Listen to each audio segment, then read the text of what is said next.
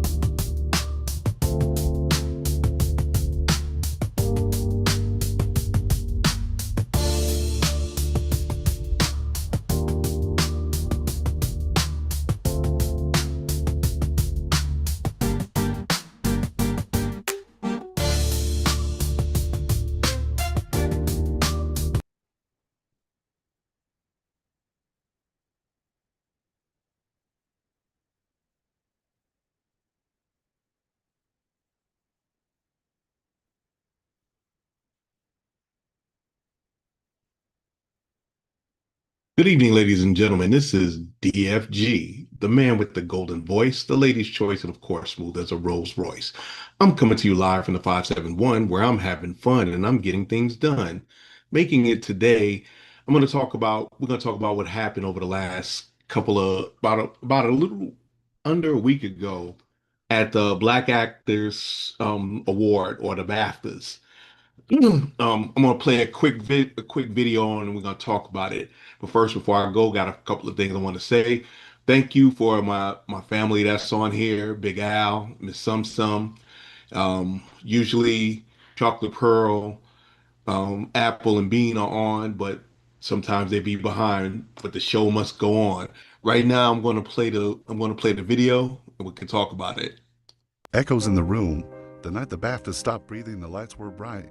The camera is steady, and the room carried that unmistakable hum, the kind that only gathers when the biggest name's in. Film sit shoulder to shoulder, waiting for their moment.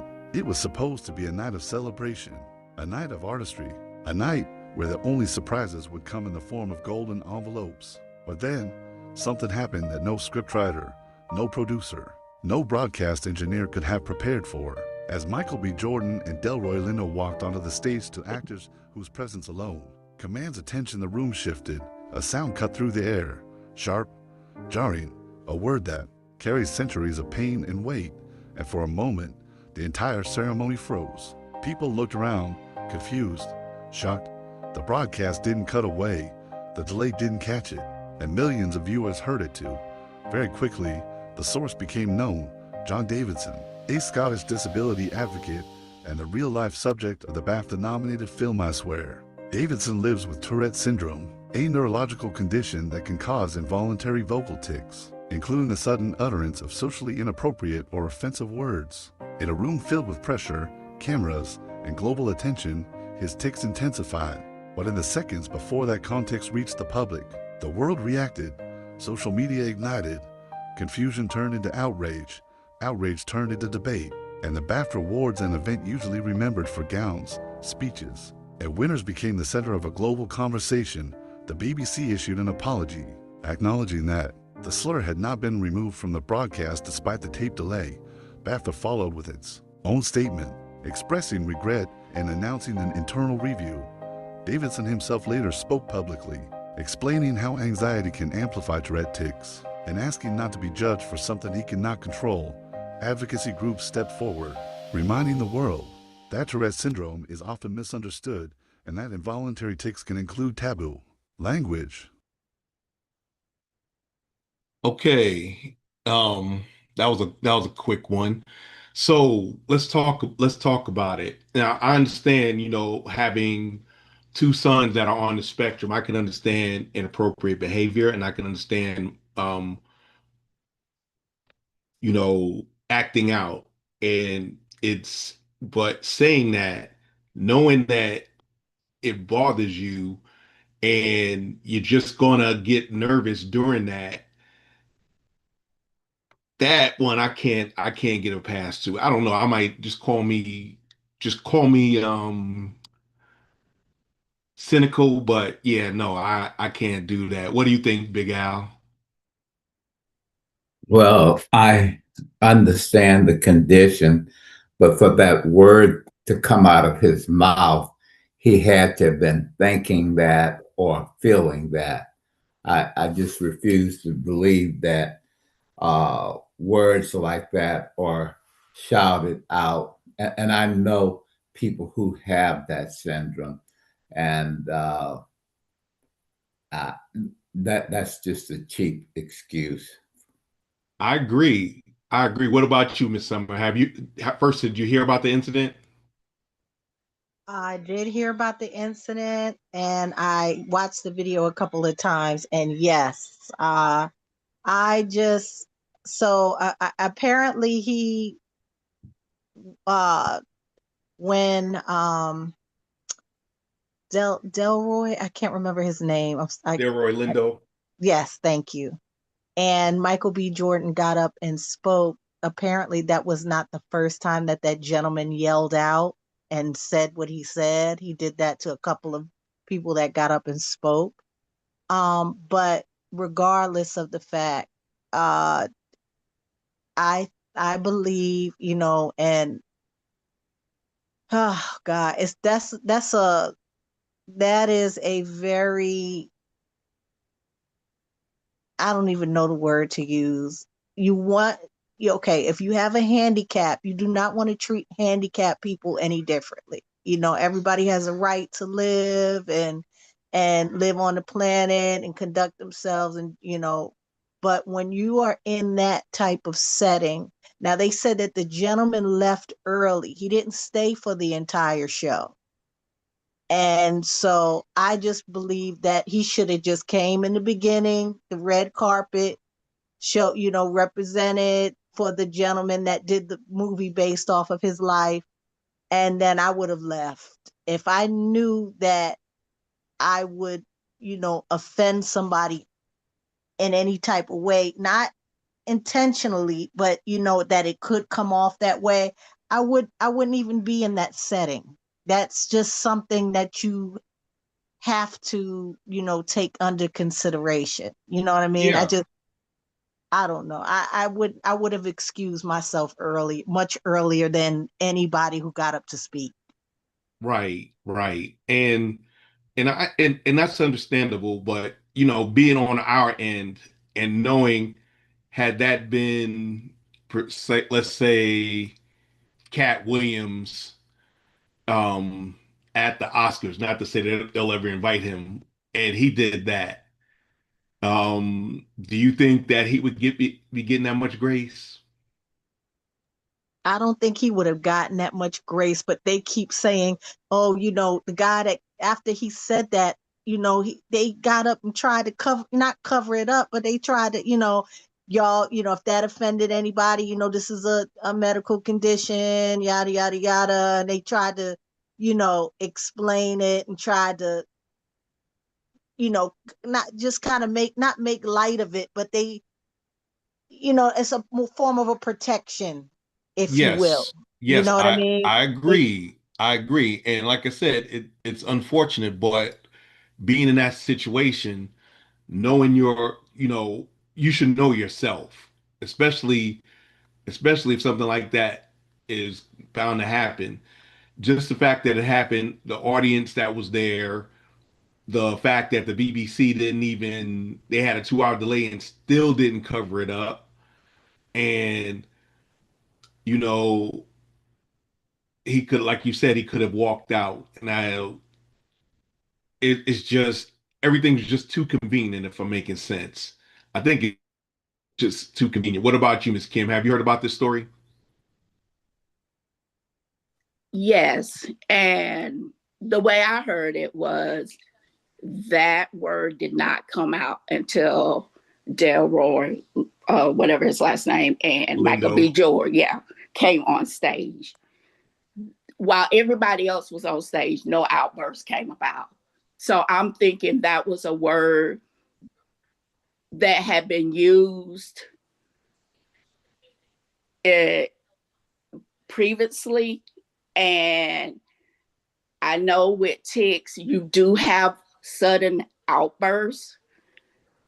And for him to do it when they got on stage to present, it's like, okay, this is something that was said because it was only said once. Usually a tic is said multiple times. Right. Because I have watched the TV show Bailey Out Loud that comes on, and she has it. And she says words, but she has been taught. She says some words that's inappropriate, but it's nothing to the point of what he says. It may be something about her fiance, private part, or something out of order. But to be, I don't know the word to use, but to say the N word like that, that word wasn't used in the household.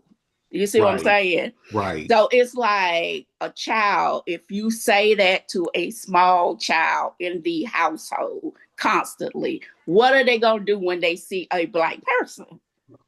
They gonna say what they hear. Exactly. So that's kind of how I looked at it, that he's been around people that said that word in a negative aspect so many times around him that when he got out in this public, in this forum, and he said it now, and he probably knew he wasn't supposed to say it, but he said it. Right, right. It's just it is Because just I always say, even though a person does have a disability, you are taught right from wrong. right. Am I? Because I've worked around people with disabilities. They know better. Exactly. And when you know better, you're supposed to do better. Do better. Exactly. And that's just crazy though. Now I know this is kind of crazy, but Big Al, what if you would you have had a Chris Rock Will Smith moment if you were sitting next to him or near him? I would have slapped the taste out of his mouth. My thing is this. Again, I'm seeing it all over Georgia, where I live, and I'm seeing it in other states as well. White folks are getting more and more comfortable with saying and doing things that in the past they were reluctant or afraid to do. And T Man in the White House, with all the stuff that he's doing, he's emboldening them. And again, I know people with the syndrome, and yes, there are outbreaks, outbursts, but they are normally just kind of shouts that not really intelligible words. This guy used the word. And so that just tells me that he said that before, that was something that he really felt, and that disability caused it to be said. And I mean, there's no excuse, but I would have slapped the taste out of his mouth. I That's feel like also he used that opportunity to say the word out in public like that. Yeah.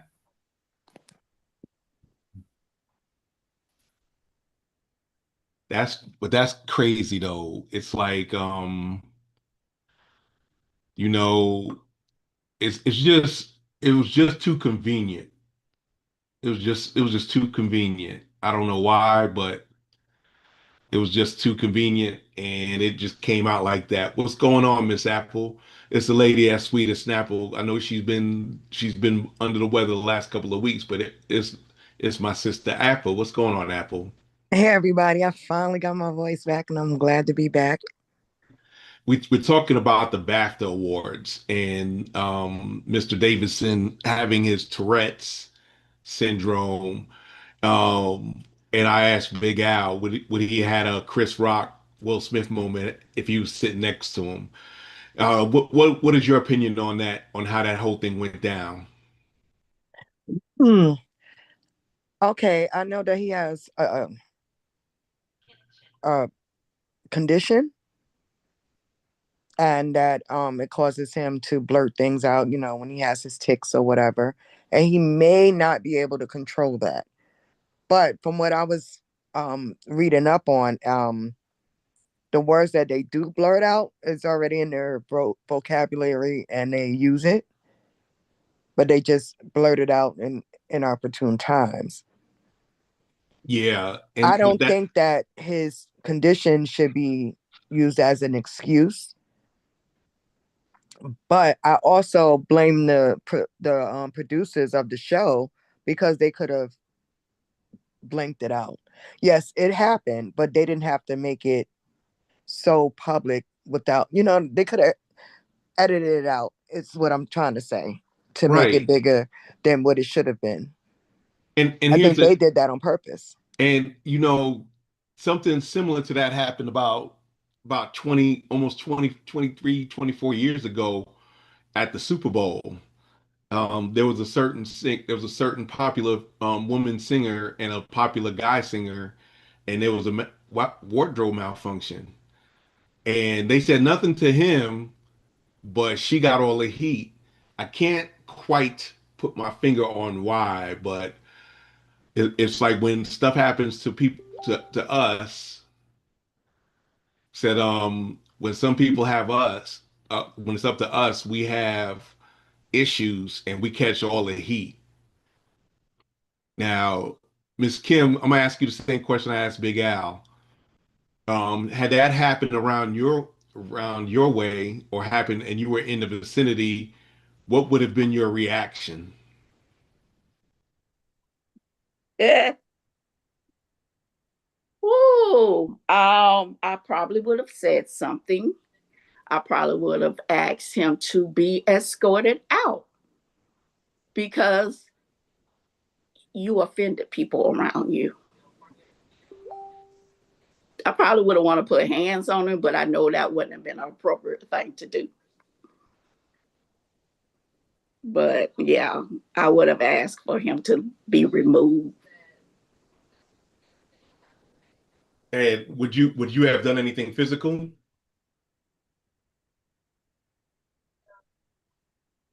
No, I probably would. I probably would have wanted to, but I probably wouldn't have. Just because I guess me having the background of working with people with various disabilities, you get angry enough that you do want to lay hands, but I would have, and I would have asked for him to be removed just in case any other outbursts that would have been offensive around other people if he couldn't, control himself for that period of time. Understood, understood. And I'll be leaning more to like Big Al. I might have been I might have got walked out because I may have had some put some hands on him, and I don't mean in prayer, but you know something I don't know if I would have got physical. I probably would have been in too much shock. Like my mouth jaw probably would have dropped. Like, did he really just say that? I don't know. I would have been angry, but Yeah, I think I would have been shocked, too I'm shocked to with do Apple. anything. Yeah, Yeah. I'm with Apple on that.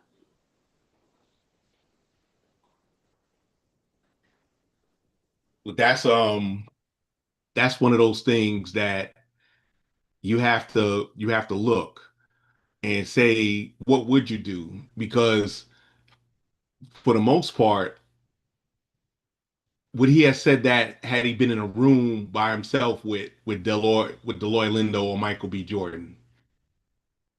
Let's put it that way. What do you think, Miss Sum Sum?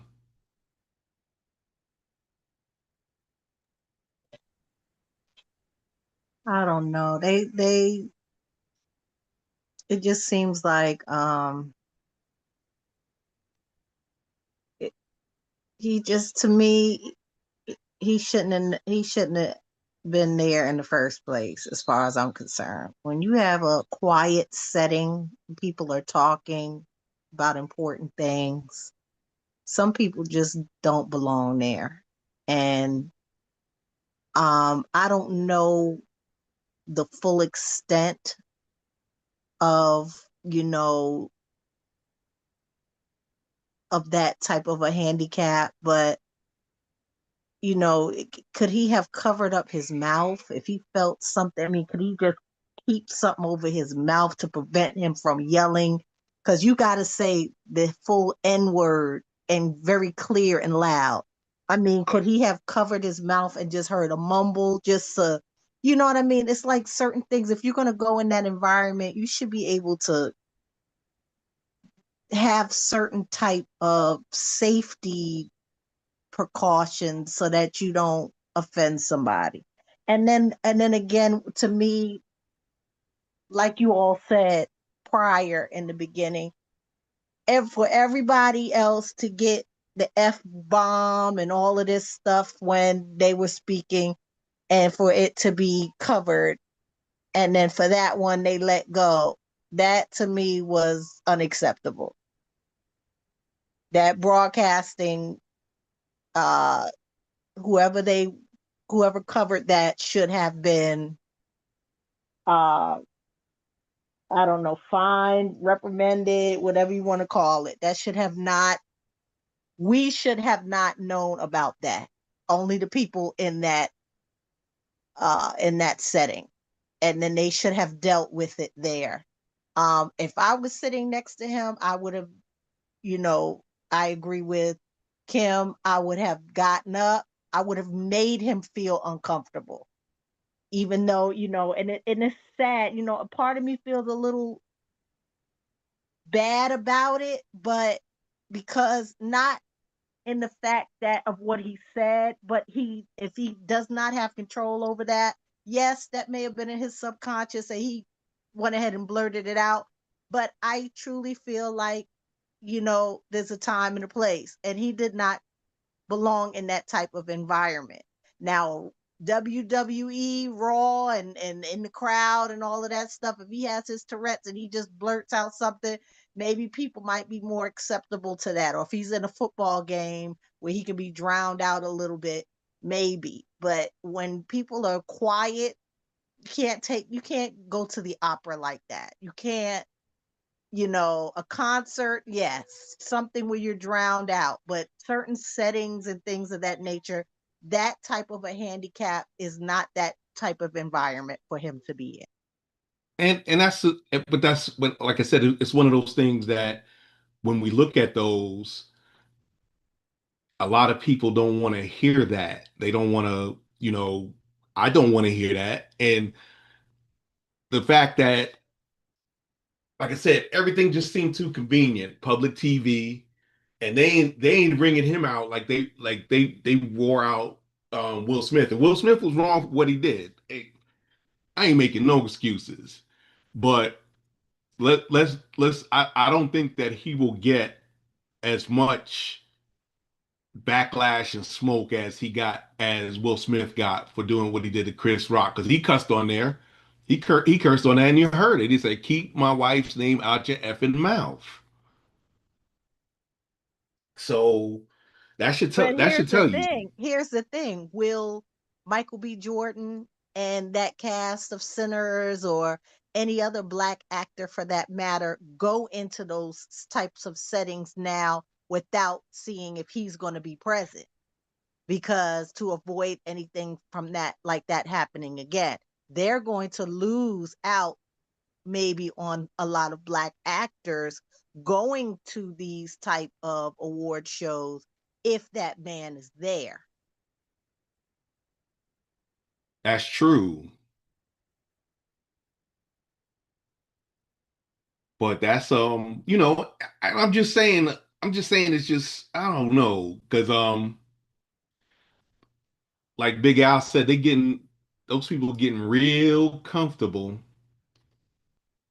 They're getting real comfortable with being they're getting real comfortable with being how can I put this? With being what they want to say. Because there's a lot of things I want to say to folks, but I know I would catch something. I would catch hell. But overall, we look at it like, are we are we getting too permissive and allowing stuff to happen without it getting noticed? And I don't think this should be slide by. And like I said, I have two children on the spectrum, and I understand working with people with um with disabilities. I don't like to use the word handicap. I say disabilities because you're not able to do something that a person that's able to do. So yeah, I mean, I don't know. It just vexes me sometimes. But what else have we what else have we what else have we done? I mean, let's talk about individuals. Has anybody ever called you that in your face? And when they did, what did you do? I'll start. Um, Me and my boys, I was a senior in high school, and we were in this neighborhood called Ravenswood. It's another projects down about a couple of blocks from our projects. and there was a guy I knew from Catholic school, and we walked by and everything was good. You know, they said something, they was talking slick, and we just kept walking because we like, nah, and then we heard N-word, N-word, we coming to get you. So we ran, and my boy Caesar, you know, God rest his soul, he said, I ain't do nothing, so I ain't walking. We turned around, they tackled him, and then they were chasing us. So we went back to the projects and said, look, hey, some white boys is coming, and trust me, when they mobilized, there was about 300-400 black people that were and Hispanics that were not happy. They got there, them dudes scattered like roaches. But you know, the thing was that smart people ain't gonna say that in your face. They might think it, but they ain't gonna say it in your face. What about you, Apple?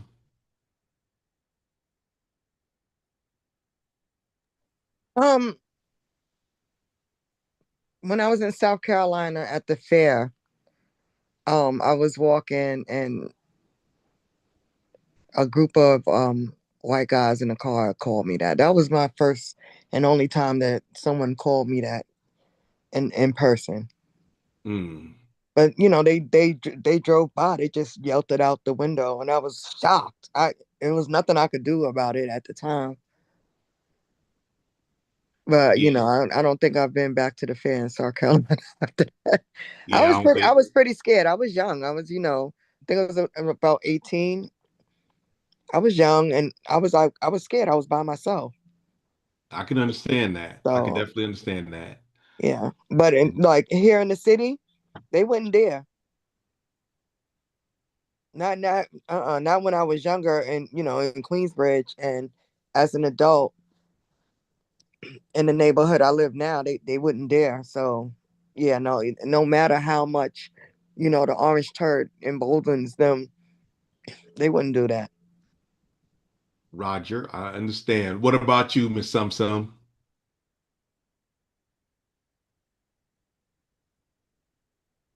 Sorry. So I was called the N word when we were stationed upstate New York in Governor, Oh, New you York. lived in Governor? Yes, I did. Oh, dang. I stayed on main post when I was stationed there. Yeah, that was so we stayed in military housing on Governor, New York, and I we had a Rottweiler at the time, and I was taking the Rottweiler out. Um, so it to me it seemed like the surrounding area around the military housing was very run down, very poor. Um, and it's almost like the military funding kept the stores going and things of that nature because everything was just so run down looking. And the only And thing they had up in Governor was the prison.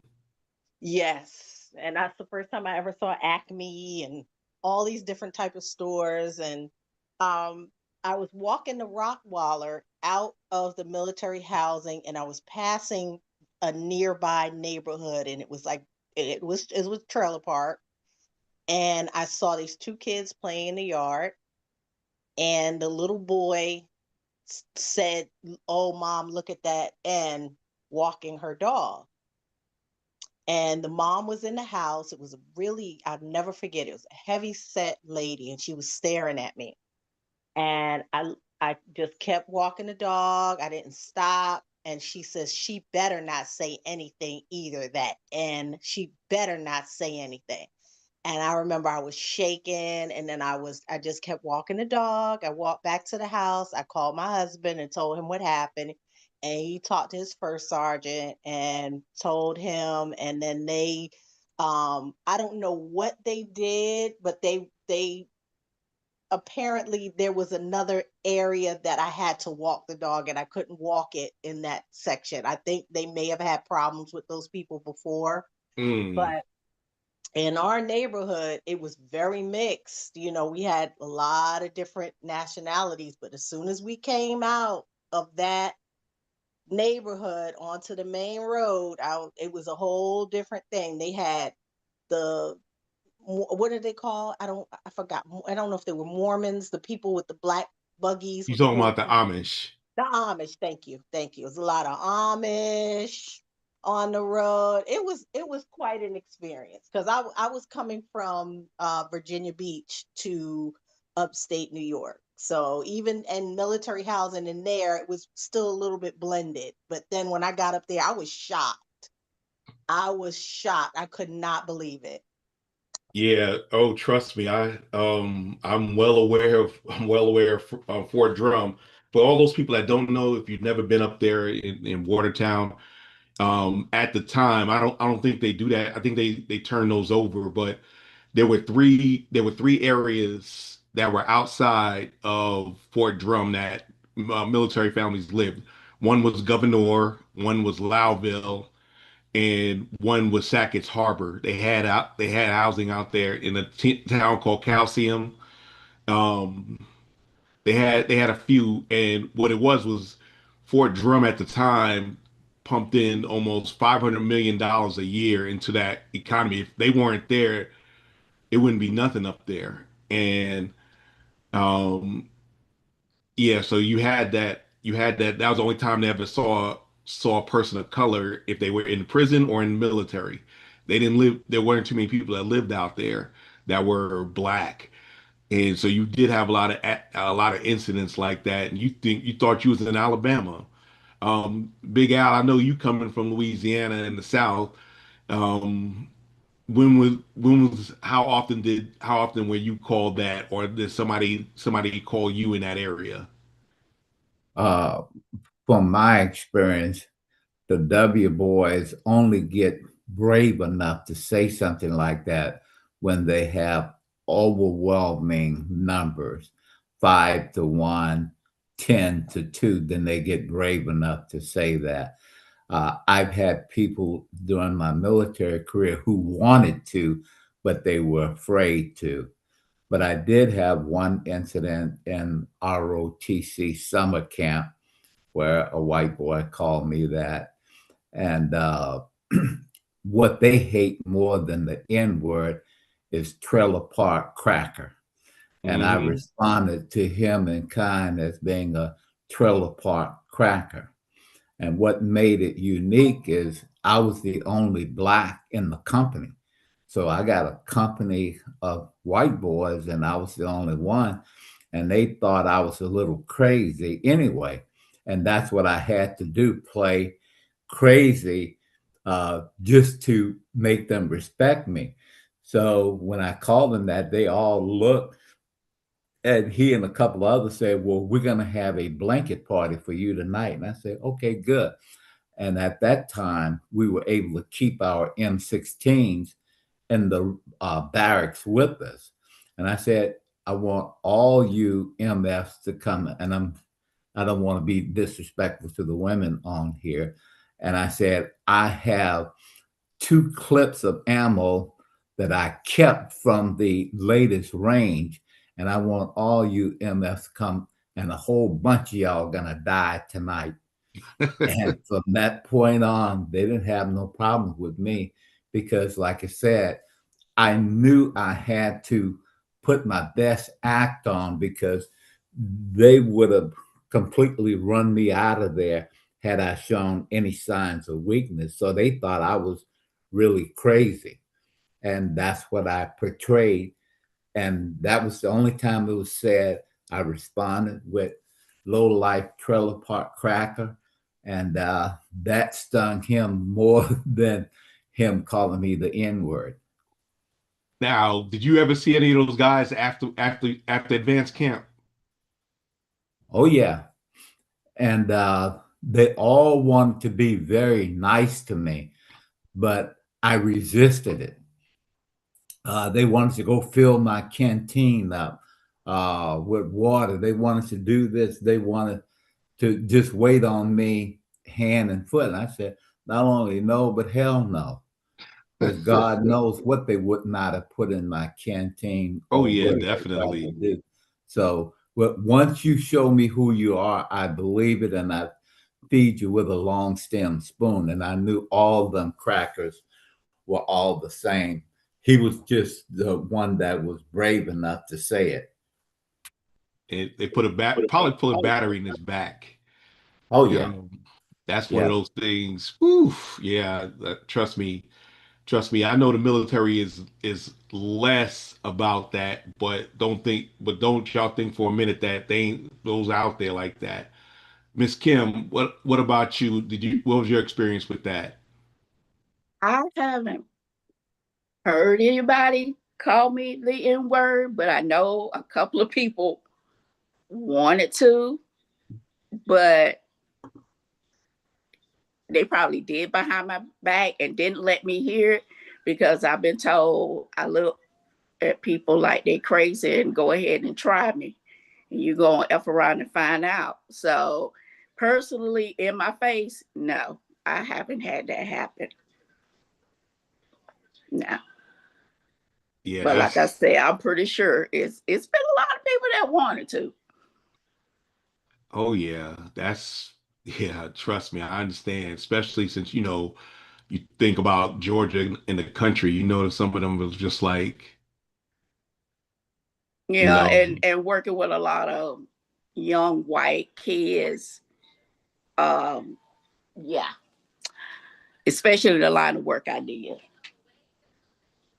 hey, Chocolate Pearls on. What's going on, Chocolate Pearl, my favorite girl? Nothing much, nothing much. Today How's we're every talking. I was go ahead. I'm sorry. I say, how's everybody doing? We're doing. Everybody's doing well. We're talking about the BAFTA awards and what happened. Have you heard that story? No. What Um, was there was a guy, a white Irish guy or Scottish, when Michael B. Jordan and Deloy Lindo was going up.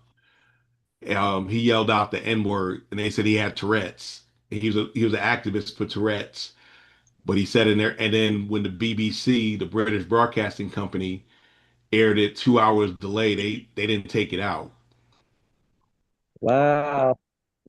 No, But they I heard also, something about Tourette's, but I didn't know what that was, so I just passed by it when I seen it on social media. Um, other than that, no, I don't heard that. But Daps, he has a response to something about being called the N word. mm-hmm. Yeah. Go ahead, Dabs. Hey, what's happening? What's happening? Yeah, so I've had it's for it had been a long time. It was so interesting because in Washington, most people think they probably heard it a little bit more, but in high school we heard it quite a bit. Um, but I hadn't heard it when I left. I hadn't heard it since high school, really. That directly called me the word. But until I moved down here to Florida, and I'm out at a I'm at a shop at a fruit stand on the roadside, and I get this. We're in a little rural town down in Central Florida, and of course, this big old truck and all these white guys come rolling by and talk, yelling. Yeah. So I'm like, whoa, okay. So I got to come all the way to Florida to get this word again. It was kind of shocking at the time. I wasn't really expecting it, but yeah. This is what 2012. So yeah, 2012, 13, somewhere around there. But that's just crazy, though. You think about stuff like that, and it's just they talk about being a real American. I'm like, yeah, obviously, because America was basically founded on racism, but they don't want to hear that. No. There's a meme out there saying racism is the only invention white people who don't want to take credit for. They claim a lot of stuff, but So it I just is. wanted to say, rest in peace to the young man that was lynched down south. Rest in peace. Oh yeah, oh yeah. I heard about that, and they're talking about suicide. Ain't nobody gonna no, no. At the and the craziest thing is the highest demographic that commit suicide are white men. So even under oppression and harsh living conditions, black people are less likely to self-delete than others. Right. So I know it's a trauma response, but we're like it can't get no worse than what we're doing here. So we're gonna stay as long as we can.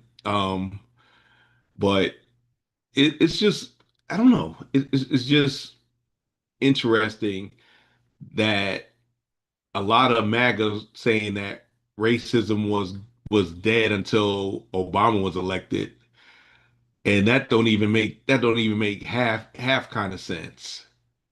Half it don't even make a quarter kind of sense because hell, you know, if you didn't know Ruby Bridges, who was called that every day going to school, and she was in the school in a class by herself in the '60s, she's still with us. She'd be 72. She'd have been the same age as my aunt Catherine, who passed a couple of years ago. So it's not it's not ancient history. This stuff is not so long ago. Get over it. How can you get over something and you're still going through it?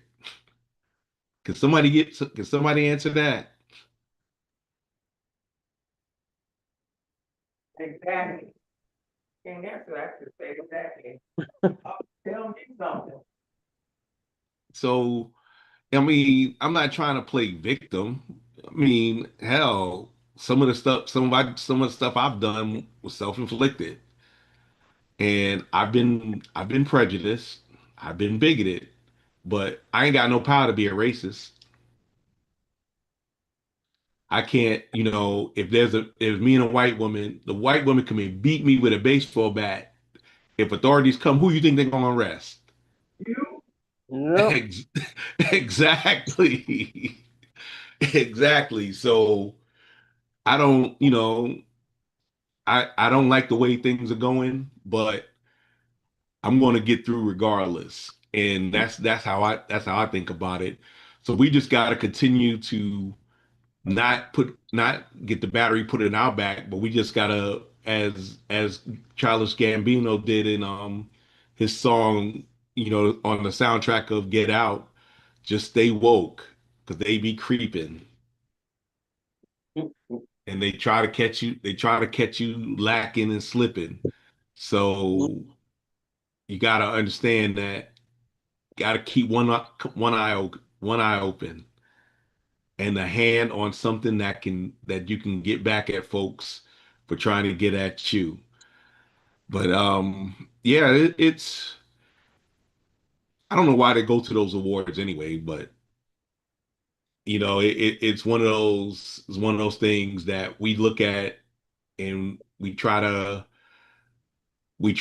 just live our lives, but they're getting the majority population is getting a taste of what it is to be like us, and they just losing their minds. But to be blunt about it, they put themselves in that position. They asked for it in the way of not in the way of not dealing with us or not wanting us to have anything. They allow their betters to, the only thing they have is they celebrate their whiteness over being an American. Let me say that again. A lot of them celebrate their whiteness more than being an American Fact. Oh yeah. Yeah. Fact. because, they don't ever say our country. They say my country, my country. It's my country. They don't ever say it's our country. And actually, um, I don't know if anybody remembers a song by I want to say Woody Guthrie. This land is your land. Oh Yeah. yeah. We singing it. That was that Hmm. that was the history behind that song was he lived in New York City in the early 50s to 60s, and he was a folk singer. And he saw what Fred Trump Sr. was doing in not allowing melanated folks to live in his buildings. Mm-hmm. So he wrote that song as a protest song to that. So that's why he says, "This land is your land. This land is my land." So, but like I said, most white people care more about being white than being American. Right. But that's yeah, that's I stand 10 toes on that. 10 But toes oh, and foot. 10 toes, 2 feet, 2 legs. Exactly. But we I mean, this is a I know I've been trying to keep it up, but you got to keep up with what's going on in the world because those that are ignorant about the world are going to suffer from the world. And I want Jack everybody to talking about that. We were saying that people believe what they see on social media or the news instead of researching and finding out the facts. Um, exactly. And they the don't person, want to. They really they look at it as George Carlin said. You know, they tell you about the American dream because you have to be asleep for it to be real. yeah, Right. right. Instead of So, I giving us mean, trying to make sure that the facts are right, they distorting the story. You know, you taking down history. exactly. Even though it's in the past, it's still his story, and it's Yep, the story has already been there. You know, you can't erase it. It already happened. you're But right. he's trying But they to want to hide it. distort it. Yeah, he's They trying want to to hide it. distort it. You can't do it. You can't do that because guess what? Now, and I see it now, but you didn't see it before. This generation is starting to evolve on the path Yeah. and bring and making sure that it stands 10 toes. You know, and it continues to go on and people learn a little bit more. But I'm glad that this generation now is doing a little bit more research and really seeing and letting it soak in of what really went on in the past and that it's never going to disappear because it's without certain people who without the melanin people, this United States would not be the United States. And that's period. Yeah, that's you're right. You're right. As much as they hate to say that, because whenever we say, and the crazy thing is that whenever we say, "Hey, look what we did," they got to come in and they have to come in and denigrate and say, Yeah, "Well, y'all ain't all that." Like, well, according to history, we are. exactly. We are. And one thing I had, I'd be having them threads fights and TikTok fights. I said, hey, they talking about the stat 13% of black people commit 50% of the crimes. What they don't say is that 50% of incarcerated black people are exonerated. Right. That's what they don't want to say. And I always say, so y'all lead the league in crime. Well, we have a bigger population. And if that's the case, you should be the most educated. Are you the most educated? Nope. Oh, Are you the richest? Nope. Are you the most healthy? Nope.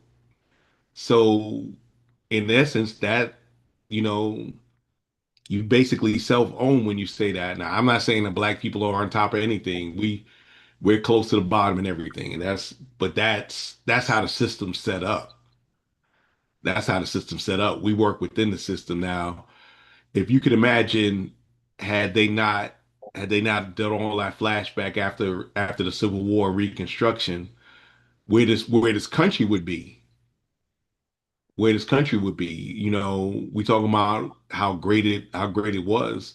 It could have been a whole lot better had they lived by being American, if they lived by the Constitution that they don't read, or live by the Bible that they don't read.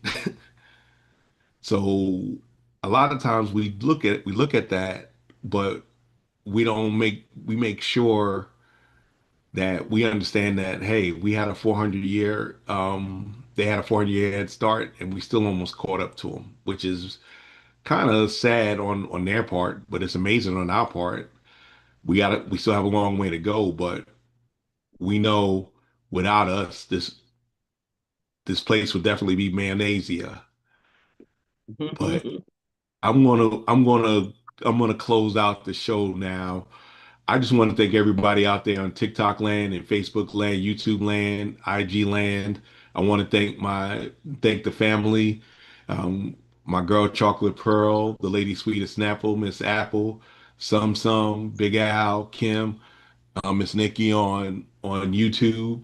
I want to thank everybody who comes in every week faithfully. And I ask the people that if you don't know, come on. You never know you never know what we're gonna talk about, but we're always gonna be deep and it's always gonna make sense. Chocolate Pearl, you got anything to say before we go? Yeah, if you get a chance, watch the People's State of the Union tonight. It's on right now. Yeah, I The ain't watching it. People's State of the Union, not the State of the Union, but the People's State of the Union. I understand. I still ain't watching it. That's without Apple. your read. Good night, everybody. I'm glad I'm to be back, and see you next week. All right now. Hey, knowing that you may not be all kings and queens because we can't all be kings and queens, but know that you are royalty. Go ahead, Big Al. Yeah, what channel is the People's State of the Union on? It's streaming. It's on the Midas Touch channel. The It's on Midas the Touch, what? Midas Midas. Touch Network. It's streaming on the Midas Yeah. Touch. Okay. It's Yeah, you streaming can go on. on YouTube and pull up. It's MEIDAS. Put Okay. MTN in it too. MTN Network. Okay. My, Good. Thank you. But you can pull it up on YouTube. Hey, like I yeah. said, everybody come back next week. Let us continue to inform, entertain, and I want y'all to keep your head up. Like Tupac said, and like the sounds of blackness, be optimistic.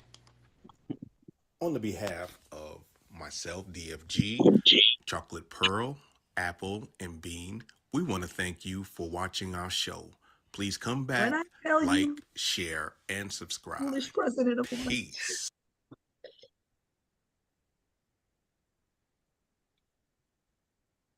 Don't watch him. Watch the